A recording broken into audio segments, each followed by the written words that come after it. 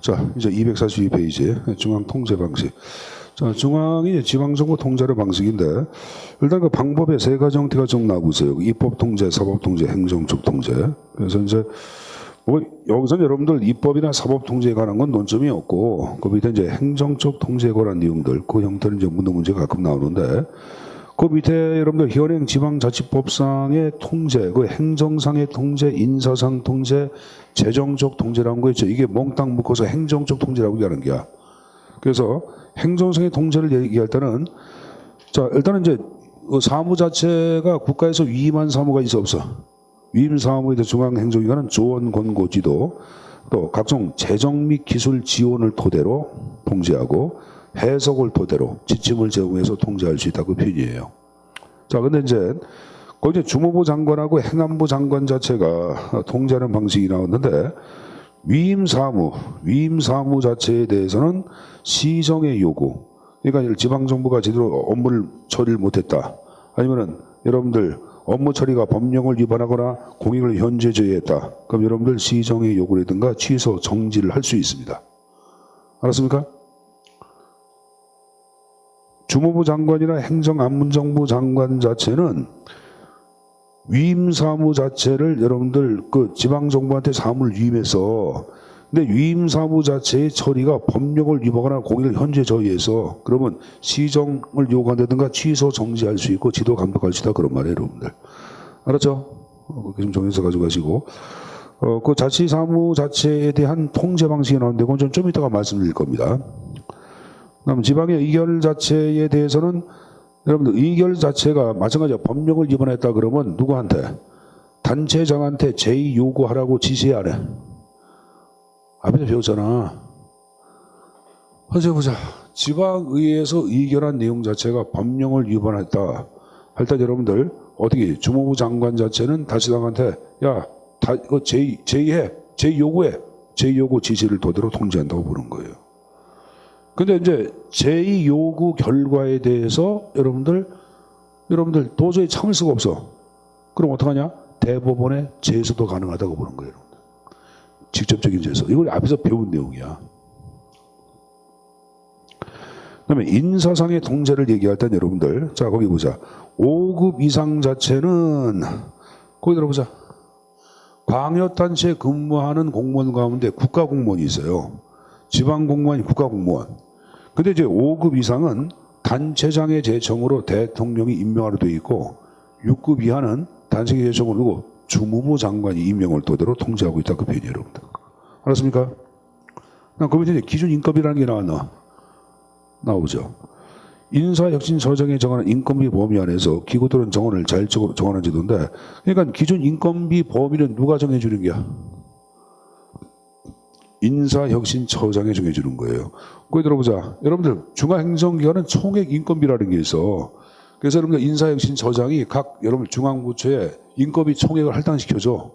그럼 그 금액 갖고 여러분들 인원 자체를 조정한다든지 기구 설치에 자율성을 가져. 근데 지방정부한테 주는 것은 총액인건비란 말이 2007년에 등장했다가 2010년도가 그 말이 없어져. 대신 명칭이 기준인건비로 명칭이 바뀌어요. 지금 기준인건비를 말을 쓴다고. 그래서 인사혁신처장이 지방자치단체에도 마찬가지야. 기준인건비 총액을 줘. 예를 들어서 여러분들 인천광역시장한테 너희 인건비 예를 들어서 뭐 5천억 갖고 해. 그럼 5천억 범위 안에서 인천광역시 공무원의 인원 기구 설치에 자율권을 갖는다고. 이 바로 기준인건비를 토대로 통제한다고 보는 거예요 여러분들. 재정상의 통제는 우리가 좀 전에 학습한 내용들 그대로 보시면 됩니다. 아까 제가 특히 외채 발행할 때는 여러분들 행안부 장관의 승인을 받는다? 받는다고 얘기했죠. 뭐 그 기타 내용들은 다 앞에서 배운 내용들이기 때문에 다 생각을 하겠습니다. 자, 그럼 여러분들 이번에 이제 일성기간이 나오고 있어요. 자, 일성기간도 가끔 출제에 나오는데 자, 일단은 이제 맨 위에 보시면 여러분들 거기 일성기관, 중앙기관 일성기관 나왔는데 일단은 일선기관에도 한번 적어봐. 화살표 해놓고 국가가 지방에서 특정한 목적의 사무를 처리하기 위하여 특정한 목적의 사무를 처리하기 위해 별도로 설치한 중앙의 하급 행정관청, 중앙의 하급 행정관청.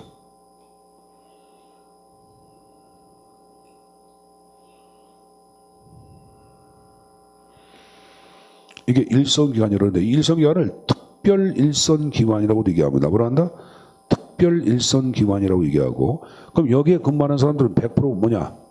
국가공무원이야. 국가공무원. 자, 예를 들어서 여기 개념에 보시면은 쭉 넘어가서 여기 국세청 나왔나? 경찰청, 병무청 나왔잖아. 이건 중앙행정기관이야.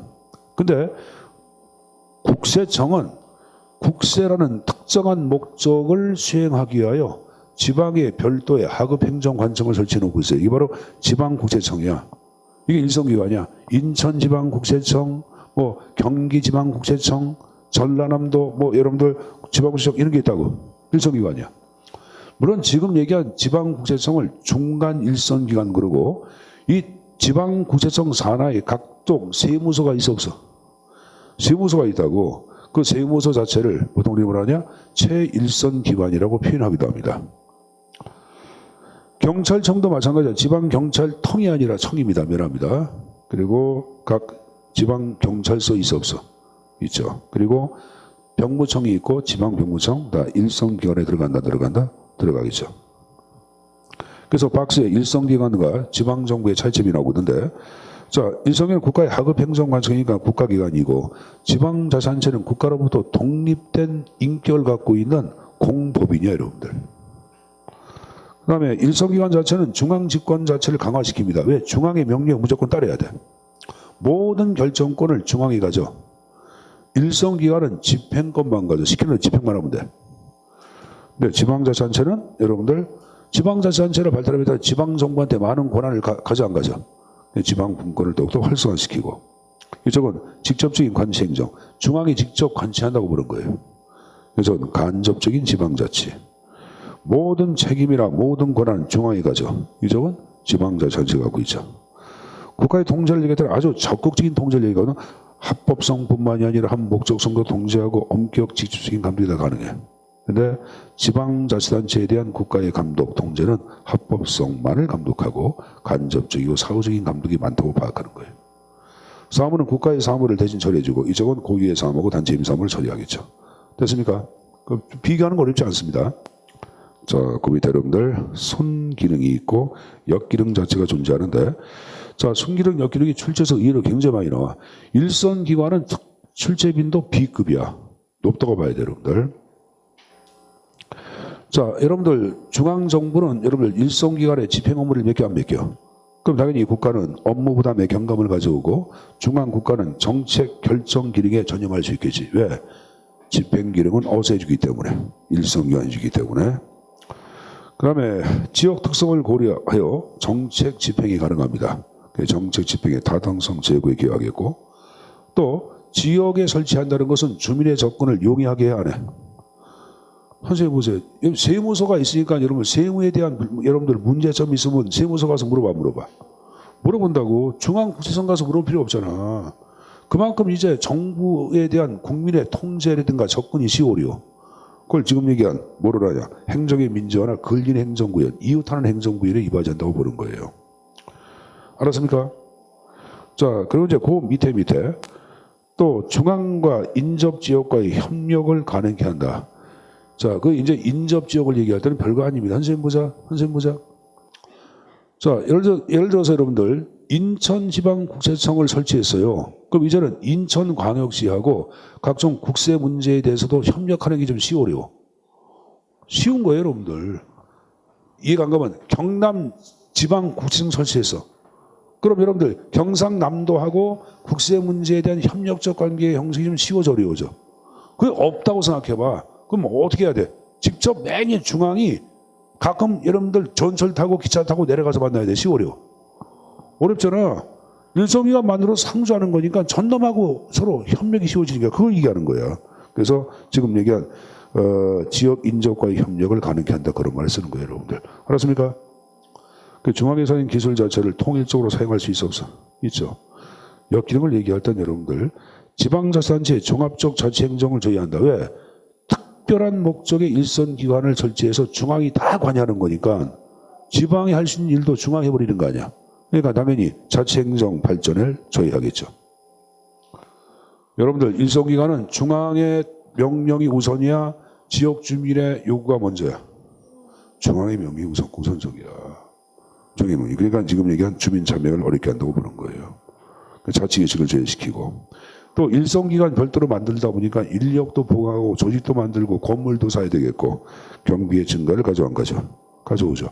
그 정도만 정리하시면 됩니다. 알았습니까? 자, 유형은 보지 마. 그건 볼 필요 없어요. 알았죠?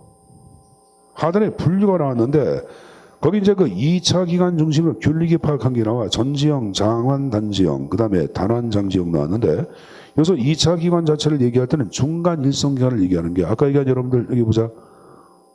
지방국세청 이게 중간이고 최일선 기관, 세무서가 최일선 기관이야. 그럼 이 중간 일선 기관을 2차 기관이라 그래. 뭐란다? 2차 기관. 그 2차 기관 자체의 성격에 따라서 세 가지 형태. 그럼 전지형은 뭐냐? 아예 2차 기관이 아예 없는 걸 얘기해. 중간 기관이 없어. 알았습니까? 자, 그 다음에 장환단지. 여기 보자. 완은 뭐야? 여기에 뭐 찬다 그래? 완장.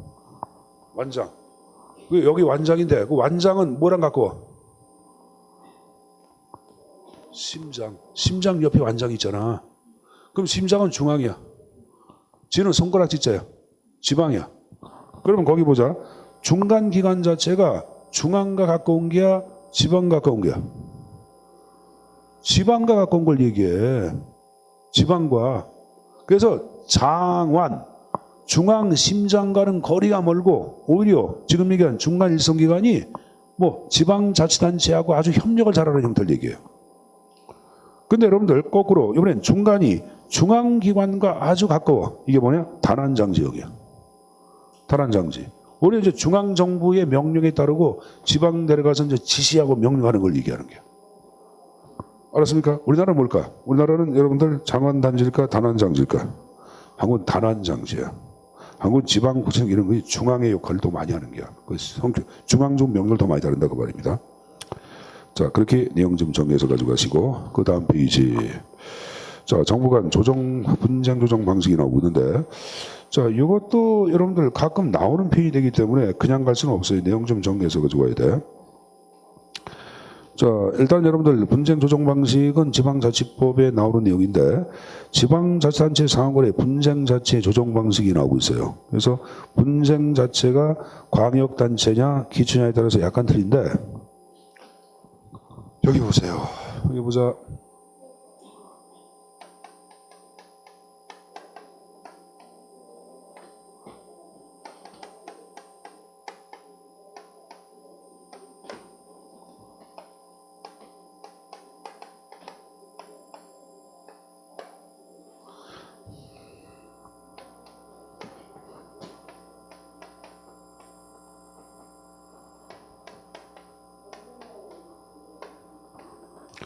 자, 여기 보자, 여러분들. 광역 A하고 광역 B 사이에 분쟁이 발생해서 갈등이, 그럼 어떡하냐? 쌍방이나 일방이 누구한테, 행안부 장관한테 이 분쟁 좀 해결해 주시라고 신청을 해. 그러면 행안부 장관은, 자, 관계 중앙 행정기관의 장이 있어.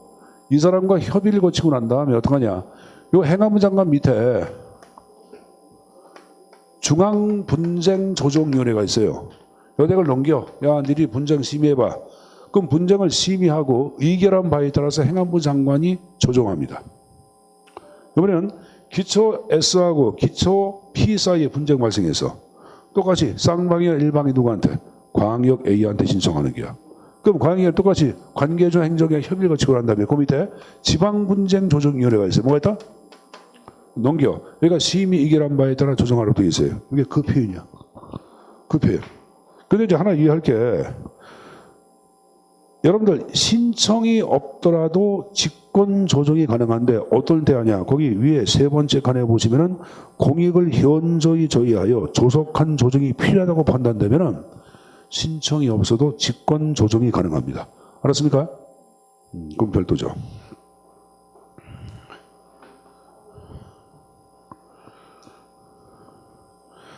되죠? 자, 근데 이제 심의 의결한 바에 따라 이렇게 하라고 여러분들, 행안부 장관의 지도자가 명령을 내려서, 근데 이 명령을 이행하지 않는 경우가 있어요. 그러면 다시 한번 어떡하냐. 행안부 장관의 지도자는 직무상의 이행 명령을 내려. 그리고 이행 명령도 따르지 않을 경우에는 대신 집행해 버립니다. 행정 대집행 가능성이 있다. 그 편입니다. 자, 이번에 이제 그 밑에 국가와 지방 간의 분쟁. 자, 조정 어디서 합니까? 국무총리 산하의 행정협의조정위원회야. 여기는 국가와 지방 간의 분쟁이 있을 때. 어디가 어디? 국가와 지방 간의 분쟁이 있을 때. 그러면 여러분들 당사자 신청에 의해서 여러분들 조정이 이루어지고 직권조정은 있다 없다? 직권조정은 없어요. 이건 여러분들 그러니까 국무총리실 행정협의조정위원회가 직권조정하는 신청이 있어야 지 가능한 게야. 위에서 한 거 아니죠. 직권조정 가능하다 그랬잖아. 그 다음에 구속력, 실질적 구속력은 있다 없다? 없다. 그러니까 이제 행정협의조정위원회는 이들 자체는 실질적인 법적 구성을 행사를 못한다고 보면 되는 거예요, 여러분들. 자, 그거 봤으면 이제 133회 뭐가 나왔어요? 광역행정 파트가 나오고 있습니다. 자, 일단은 광역행정 자체를 얘기할 때는 광역은 여러분들 통합하다, 묶는다 그런 말이야. 그래서 지역과 지역을 초월해서 발생하는 아니면 공동의 협력 요청되는 각종 분쟁이 있어 없어? 아니 문제가 있어 없어? 있어. 그걸 해결하기 위한 새로운 지방행정의 한 양식이야. 그걸 광역행정 그러는데 사실 여러분들 대립법계에서는 광역행정이 별 문제가 안 돼. 왜? 대립법계를 얘기할 때는 중앙정부 자체가 직접 지휘하고 명령도 내려야 내리니까 별로 문제가 안 되지만 여기 보자. 영미국가 같은 경우에는 주민자치가 발달하다 보니까 지방과 지방 간의 갈등이 오히려 많이 발생해. 그걸 여러분들 국가가 조정을 못 해줘. 그러니까 지금 얘기한 광역행정이라고 하는 새로운 지방행정 양식이 발달할 수밖에 없는 거예요. 그래서 주민자치가 발달한 영미의 계에서 광역행정이 보다 많이 발달했다고 보고 있는 거예요. 일본의 그 시초는 그거예요. 영미의 주민자치지 여러분 단체자치란 말을 쓰면 X가 되는 거야. 그래서 이 나온 거 보자. 기존의 행정구역 또는 지방정부의 구역을 제어로 발생되는 행정수요를 통일적 종합적으로 현지성을 고려해서 계획적으로 처리, 능률성과 한목적성을 확보하기 위한 지방행정의 한 양식이다 이렇게 나와요. 근데 광역행정 어떨 때 필요하냐? 통합하면 규모가 커져 안 커져? 커지겠죠. 규모의 경제가 있을 경우 일단은 광역행정 좋겠지. 또 외부 효과가 큰 경우에는 외부 불경제가 발생했다. 그럼 이걸 해결하기 위해서도 여러분들 통합해서 업무를 처리를 해야 돼.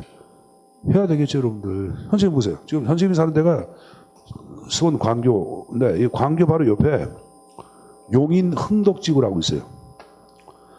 이 광교 이 호수공원은 전국에서 가장 넓은 면적을 갖고 있는 호수공원이야. 일산에 있는 여러 공원의 한 3배 정도 돼. 진짜 건설이 이 공원을 일주일에 한 번이나 2번 정도 요새 산책을 하거든. 산책 전체 하면 한 2시간 반 정도 걸려. 굉장히 넓은 거예요, 여러분들. 넓은 건데 잘 돼 있어요. 근데 이제 요건 이제 수원시가 이걸 이제 관장을 해. 수원시에서 관장해가지고 수원시에서 이거 다 이제 관리하는데 용인에 있는 사람들은 그냥 이 길만 건너면 이용할 수 있는 게야. 얘는 뭐야? 외부 효과에서 외부 경지지. 근데 와가지고 여기서 쓰레기 버리고 오줌 싸 안 싸? 개새끼들 와서 오줌 싸고 막 그러잖아요, 여러분들. 똥 싸우고. 아, 그래요, 여러분들. 그러면 수원시 입장에서는 기분 안 좋아.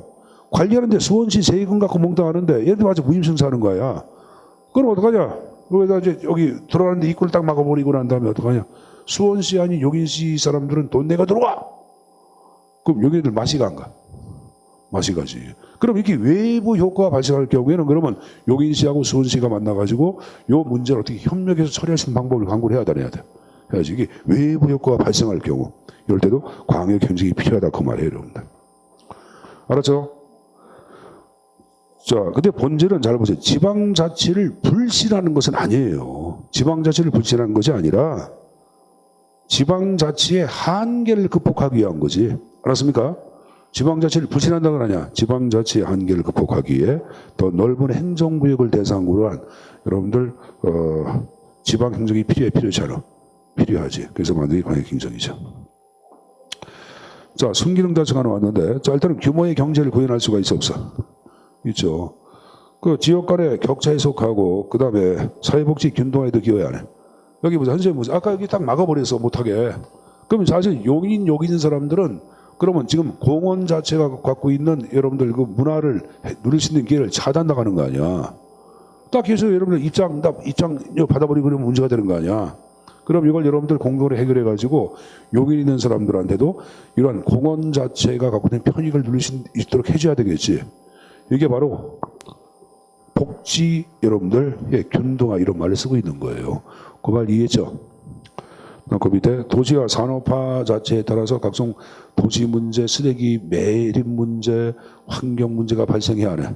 그래서 이런 걸 해결하기 위해서도 광역 경쟁이促進되고, 그다음에 지방 분권과 중앙 집권 자체의 조화를 위해서도 광역 경쟁이 필요한 거예요, 여러분들.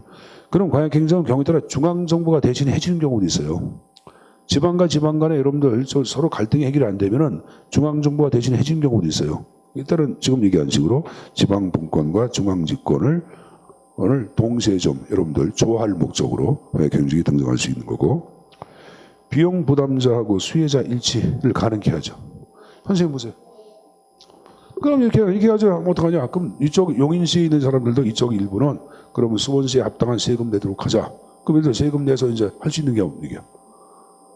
아니 수원 사람들 세금 내니까 니들도 일부는 세금 내도록 하자. 그래서 흥덕집에 있는 사람들은 별도로 세금 좀 내가지고 수원 시민과 똑같이 부담토록 하자고 할 수 있어 없어? 그렇죠. 그럼 수혜자하고 비용 부담자를 일치할 수가 있어 없어?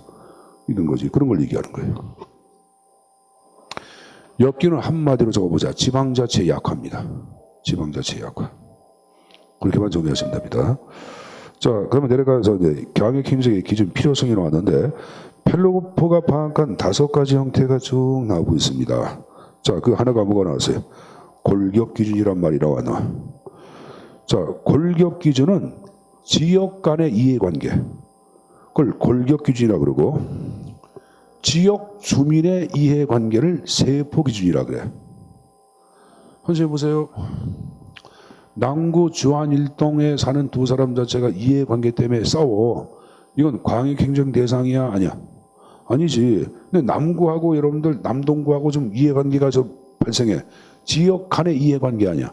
이걸 해결하기 위해서는 광역행정이 필요하잖아. 필요하죠. 그래서 골격 기준 자체가 광역행정의 대상이 된다고 보는 거예요. 세포 기준이 아니라.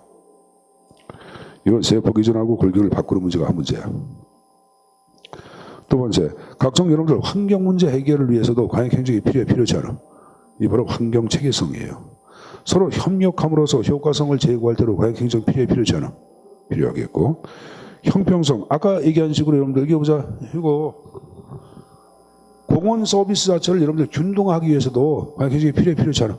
필요하죠. 형평성 제고도 지금 대상이고, 전문 서비스가 나왔는데, 자, 여기 들어보자. 선생님 보자. 지금 인천에 병원이 많죠. 뭐 인천에 뭐 병원이 많은데, 수원도 이제 수원에 병원이 아주대 종합병원이 있고, 성빈센트, 동성병원 해가지고 종합병원이 한 4-5개가 돼. 수원시에. 근데 수원시 바로 옆에 있는 게 오산시가 있어. 화성이 있고. 근데 화성과 오산 자체는, 화성에는 동탄에 병원 하나 생겼나? 한 얼마 전까지도 종합병원이 없어서, 그러면 수원 시민들만 종합병원 자체의 혜택을 주고 다른 지역 사람들한테는 그 근교에 있는 오산시나 화성 사람들한테 종합병원의 혜택을 주지 못하면 문제가 돼야 되죠. 이게 전문적인 서비스 자체가 그 있는 지역에 있는 사람들한테만 서비스의 수혜를 주는 것이 아니라 인접해 있는 사람한테도 서비스를 줘야 돼, 안 줘야 돼? 줘야죠. 그래서 아예 이제 뭐 지금 얘기한 뭐 의료보험법 같은 경우에는 수원에 있는 종합병원 아주대 무슨 병원 자체는 수원시민병원이 아니라 오산, 화성 이 사람들 2차 진료기관으로 지정해 놓고 있어요. 이런 것들이 바로 뭐다? 전문적인 서비스를 받기 위한 광역행정이죠. 그걸 얘기하는 거예요. 지금 여기 보자. 지금 인천에 뭐가 있어요? 인천교대. 인천교대가 이제 뭐로 바뀌었어? 명칭이. 경인교대로 명칭이 바뀌었잖아. 경인교대. 얘네는 인천교대야. 인천교대가 뭐냐면 초등학교 선생님 들어가는 거. 근데 경기교대가 있어 없어? 경기도에는 교대가 없어요. 그러니까 이거 보니까 인천교대에서 이제 인천교대 애들 자체가 이제 수원, 이 경기도에 와서 이제 이게 교사직을 하면서 굉장히 여러분 이익을 많이 받으니까 경기도가 뿔난 거야. 한때. 이 자식들 말이야. 건방지게 말이야. 인천에 있는 애들이 경기도 가가지고 하는데 뭐 전혀 뭐 좋아하지도 않고 뭐 버티기 해가지고 그래? 이 경기도 교대 만들겠다고 딱 나온 게. 이게 옛날에 누구였더라? 한 10년 넘게 됐어. 그러니까 인천이 난리난 거야. 왜? 인천 교대들이 그 경기도까지 생각하고 학생들을 모집했는데 경기 교대가 만개가지고 경기 교대 애들 풀어버리면은 인천 교대들이 들어갈 수가 있어 없어? 없지. 옛날에 지역에 있어서 뭐냐 가산점이 있어. 내가 경기 교대에 나왔다는 경기도에 있는 국민학교 가는데 플러스가 돼. 지금도 그런 데가 있을 거예요. 제주교대 나왔다 그러면 제주도 들어가는데 플러스가 돼. 다른 지역에 가면 여러분들 플러스 모점을 못 받아. 못 받아. 그래서 이런 문제를 해결하기 위해서 어떻게 했냐면은 교대를 들어갈 때 인천 지역 애들만 교대에 들어갈 때 특혜를 주는 것이 아니라 경기도에 있는 애들도 교대 들어갈 때 가산점을 같이 주는 방법들. 이것도 바로 전문 서비스 행정이야. 전문 서비스 행정. 그리고 이제 바로 뭐냐? 경기도에서 교대를 안 만드는 대신 뭐 여러 가지 방법이 있겠죠, 여러분들. 이것도 지금 얘기한 전문 서비스를 구현하기 위하여 광역 행정 자체가 필요하다고 파악하는 거예요. 그래서 거기 하나, 둘, 셋, 넷, 다섯 가지 형태 꼭 가져가시고 함정은 1번 함정을 봐. 1번에 여러분들 세포 기준을 골격 기준을 바꿔놓고 고르는 문제 형태가 등상 몇 번 해왔습니다. 자, 그러면 이제 광역 행정 처리 방식이 쭉 나오고 있는데 자, 제일 먼저 나온 게 뭐가 나왔어요? 공동처리라는 게 나오죠. 이 공동처리 자체를 얘기하더니 거기 자 여러 가지 방식이 있어요. 행정협의회 조합 방식 이게 바로 공동처리인데 실제는 행정협의회하고 이 조합 방식이 실제적 행정회의에 나오는데 협의회는 법인격이 없어요. 국가로부터.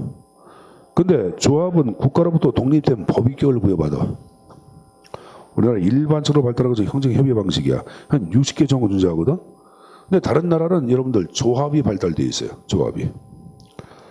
자, 협의는 특별한 권한이 없어요. 근데 조합은 법인격이 있다 보니까 고위의 직원도 있고 독자적인 재산도 보유합니다. 저거 봐.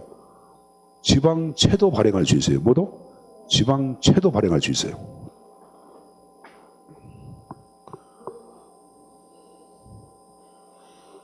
설치는 여러분들, 자, 협의회는 지방정부 간의 협의를 토대로 규약을 정하고 지방의 의결로 여러분들 설치가 이루어집니다. 근데 조합은 아니야. 지방정부 간의 협의를 토대로 규약을 정했죠? 그리고 지방의 의결을 받고 그 다음 상급단체의 승인을 받아야 돼.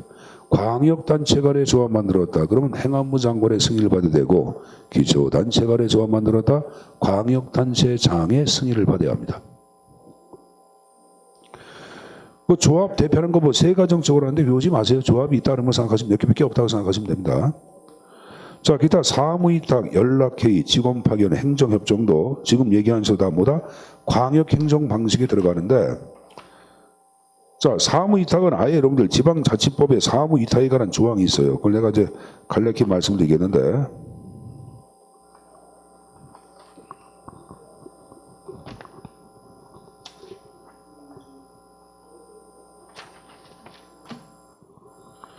사무위탁이 아예 지방자치법에 나올 텐데. 자, 사무위탁 한번 적어보자. 사무위탁. 지방자치단체. 가로 열고 장 가로 닫고. 단체나 그 장은 그런 말이야. 단체는 소관사무의 일부를 다른 지방정부에게 위탁 처리할 수 있다. 다른 지방정부에게 위탁 처리할 수 있다. 이게 사무위탁이에요, 여러분들. A가 처리할 사무를 B한테 위탁 처리해달라는 거예요, 이게.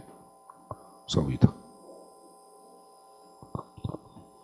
여기 보세요, 여러분들. 먼저 보자.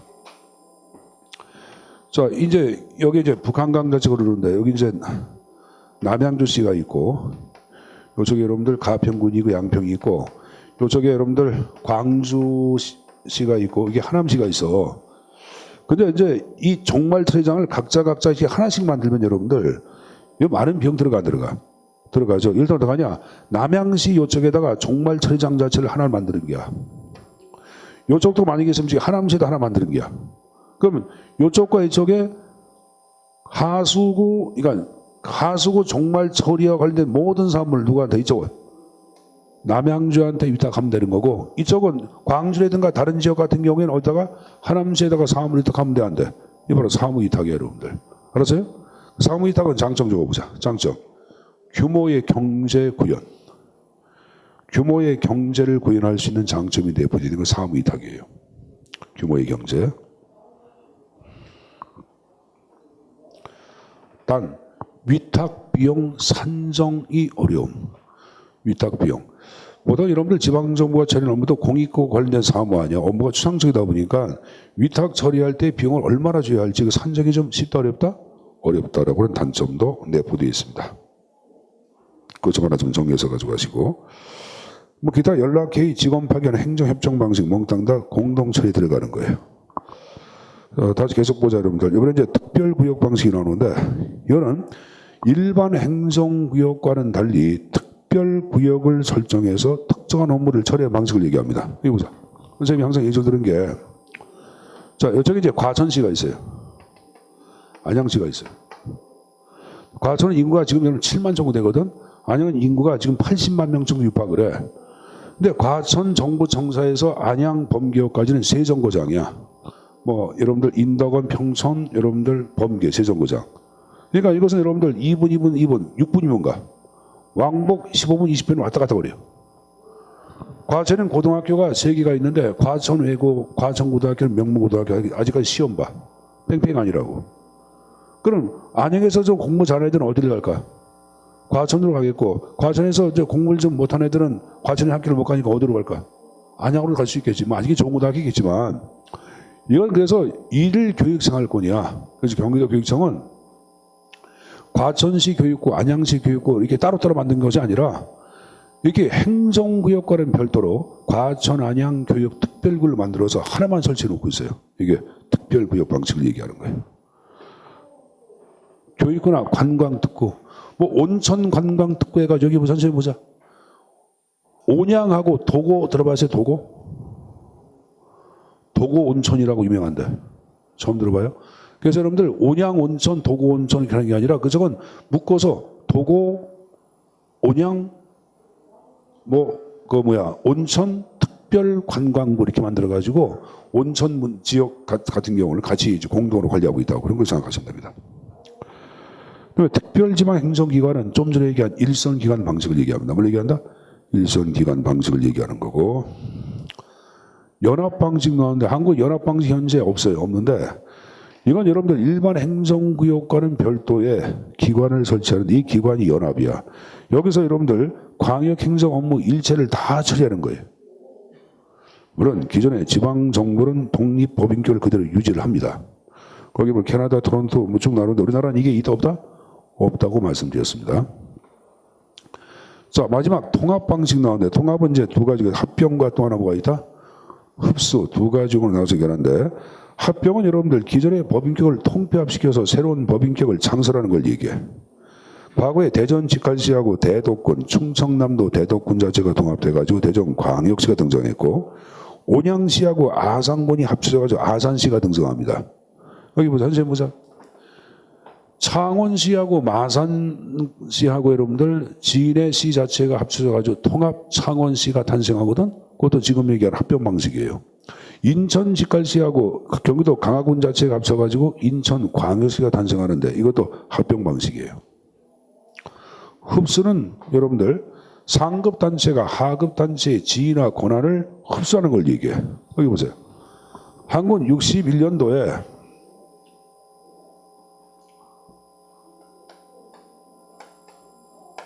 도가 있었고 시 일반시입니다. 있었는데 이 시하고 읍면이 기초단체였어요.